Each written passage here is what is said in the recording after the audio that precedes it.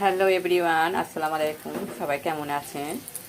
আলহামদুলিল্লাহ, আশা করি সবাই ভালো আছেন, আমিও ভালো আছি। আজকে আমি আপনাদেরকে দেখাবো চাল কুমড়া ভাজি কীভাবে করতে হয়।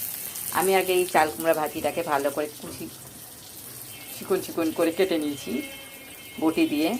তারপরে এটাকে লবণ হলুদ দিয়ে মাখিয়ে পানি সুন্দর করে ঝরাই নিয়েছি।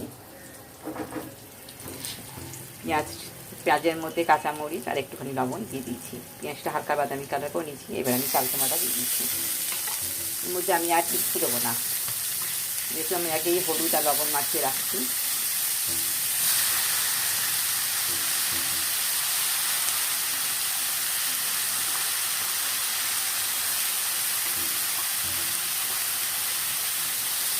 অনেকে এই চাল কুমড়ার ডিম দিয়ে ভাজি করে, আমি আজকে ডিম দেবো না।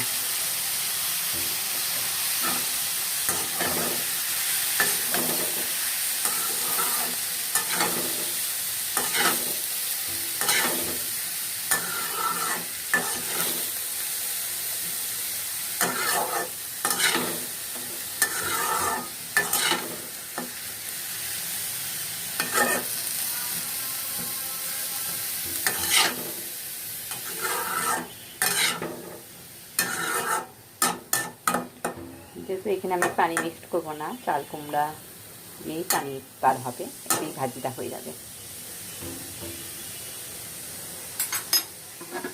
ঢাকাটা দিয়ে দিলাম, আগুনটা একটু ঠান্ডা করে দিলাম।